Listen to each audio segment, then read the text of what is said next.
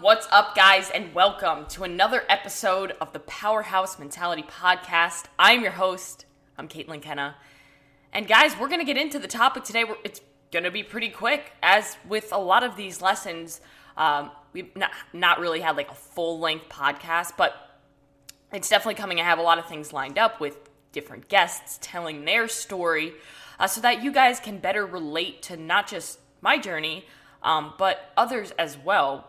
So, the topic that we're going to go into today it comes with a story. And a story because I feel like with real life examples, if you can take that experience and you can take that story and you can relate to it, it's going to be easier for you to implement this lesson into your life in all different areas. So, I say a lot, and it's a motto that I live by: small things compound over time consistently to create massive change. So I'm going to be honest, I fucked that up. It's small things done consistently over time compound to create massive change. We're not perfect. We all make mistakes. So I'm going to keep that in there to show you that it happens. But the premise of this has to do with the little things that we do every single day, right? The little actions, the things that we deem insignificant in the grand scheme of things are actually the things that are taking us to where we want to be or where we don't want to be, right? Because the small things can impact you positively or they can impact you negatively. And I talk about it all the time. There was a podcast on this specific topic about small things compounding over time. So go back, listen to that episode. I will put it in the show notes below. But when it comes to these small things, you have to understand that it doesn't happen magically, right? You have to go out and you have to do the work, and the actions that you take build the person that you are today. It's not just like by chance, right? But sometimes when we look at a goal, right, it's like looking at a giant mountain. It seems a little bit scary, kind of overwhelming. We don't know what we're going to encounter while we're going up the mountain. And a lot of times we have that doubt that we're not going to make it up that mountain, and it's going to be a tough ride, right? And sometimes, a lot of the time, the thought of the what if, like what if I fail, what might happen when I'm on this journey, that scares us from ever taking that first step. And I get it. It's overwhelming when you're facing a big journey or you have these goals that scare you. And guys, if your goals don't scare you, you need to rethink your goals. Your goals should terrify you. But how do we get to them if they seem so overwhelming and you don't even know where to start? One at a time. And I'll tell a story. So a couple weeks ago, I was in my garage training. And this was when my rib injury was at its peak, so I wasn't really able to do much besides conditioning. So I was just like dying on machines every day. The rower I wasn't able to use, so it was just the bike. And if you guys have ever used an assault bike, you understand the mental toughness and the pure hell that goes on as soon as you sit on that bike. I call it Satan's bike, because seriously, if you have never used one, just go use one and try and do like 10 calories as fast as you can, and then you'll understand where I'm coming from. So the workout that I had, that my coach programmed for me, my coach is Kevin Valance. He's an elite athlete for First Form. If you haven't checked him out, he's an amazing, amazing human being, one of the most genuine humans I know. But he's helped me significantly when it comes to my relationship with food, but also with my training and with my athletic performance. So as we were getting into this workout, I warmed up. I was feeling mentally good. The workout was assault bike. And any workout that just involves assault bike, there's going to be a huge mental aspect that goes into it. Of course, it's going to be a lot of power output, a lot of physical endurance, muscular endurance, but there's a mental thing that goes with it. Because if you don't have that mental side when it comes to this kind of training, it's going to be really hard for you to perform well, but also to actually get through the workout. So, workout, pretty simple, straightforward. Every minute on the minute, in the first minute, you go max calories on the assault bike. The second minute, you rest. So basically, it's 1 minute all out, 1 minute rest, as many rounds as it takes until you accumulate 150 calories.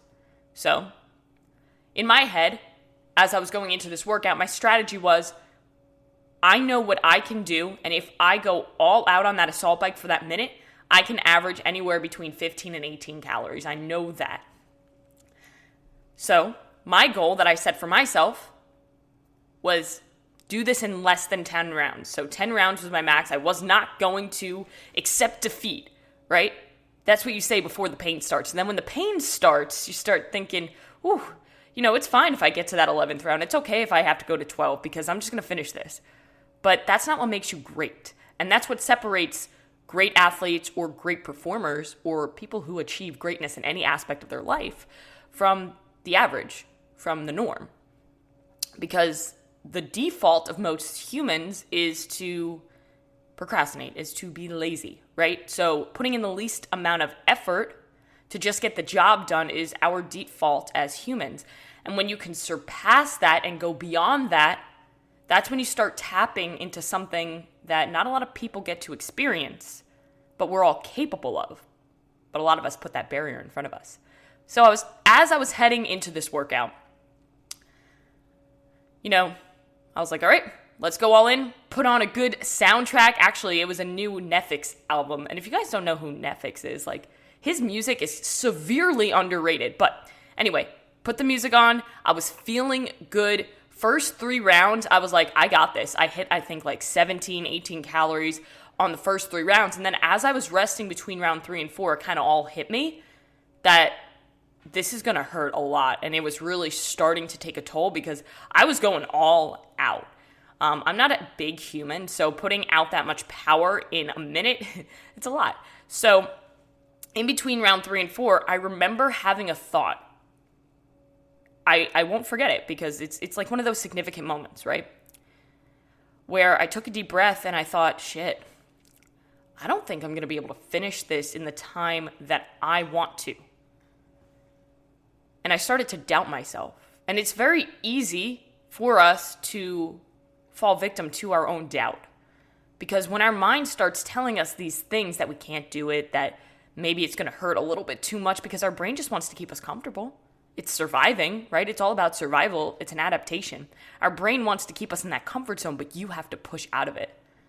So when I get a thought like that, what I did in that moment is I literally picked up the marker, wrote it on my whiteboard, 1 round at a time. Because I was heading into round 4. So realistically, I had about 6 more rounds of max effort left. And I was already doubting myself. So I picked up the marker and I wrote 1 round at a time. And the reason I did that was because I knew that I could do 1 more max effort round. I knew I can do 1 more. And then the next round when I was resting, I got 1 more. And I literally just took it 1 round at a time and only focused on the round that was right in front of me. I didn't focus on the 150 calories that I had to hit. I focused on the 15, 16, 17 calories that I had to hit to stay on pace.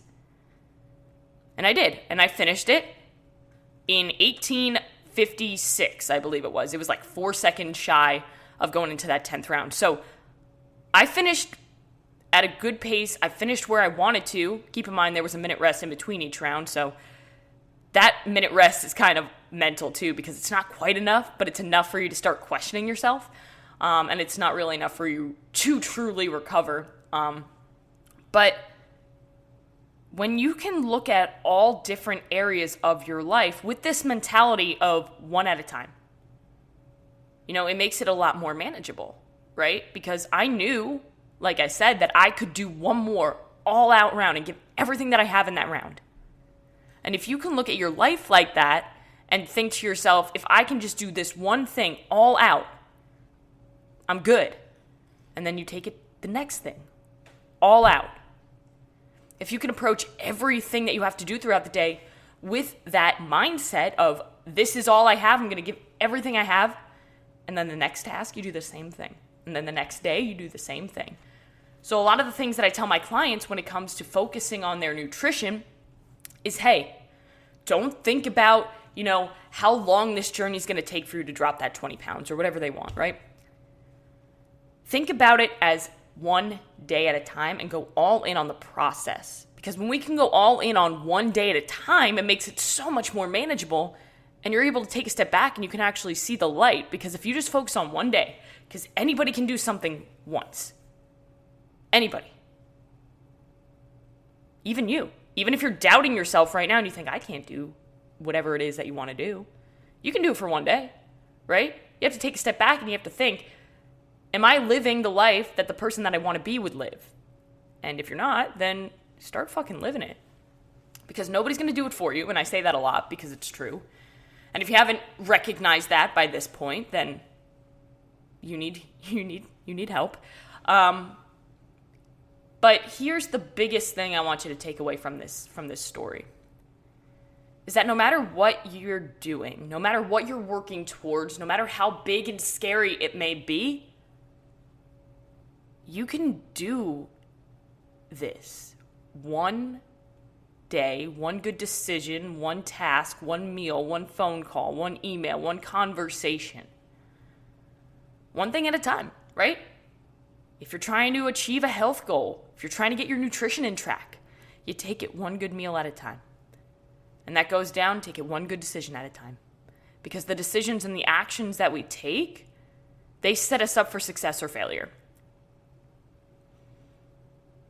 So I hope that story was something that you can take into your life, and I understand that it might be difficult for you to implement at first, because you really have to focus on controlling your thoughts, and you're always in control of your thoughts, right? We might not be able to control the weather, we might not be able to control certain things that might happen in our life, but we can always control how we react to it and the actions that we take moving forward. Because when life smacks you in the face, right, you can allow that to throw you down. You can cry and whine about it and complain. Or you can dust yourself off, get back up, and try and overcome that hurdle, right? It's about taking responsibility, right? That's only step one, though. You have to take responsibility. And then you have to take responsibility on finding a solution to your problem, whatever that may be. So, guys, go out today, make it a great day, because remember, like I said, you're always in control and you make it the day that you want. Make it a great day and do one thing today that's going to take you one step closer. One step closer. One to where you want to be. Hey guys, I hope you enjoyed that episode of the Powerhouse Mentality Podcast. If you found value from this episode, from any episode, I would really appreciate it if you guys would share the podcast, whether that be on your social media, whether that be shooting a text message to a friend with the link. Please share it, because I'm not doing any ads. I don't even know how to do a podcast. I'm just literally, taking it one episode at a time. And I appreciate you guys. Please give me any feedback that you do have. And I love you guys.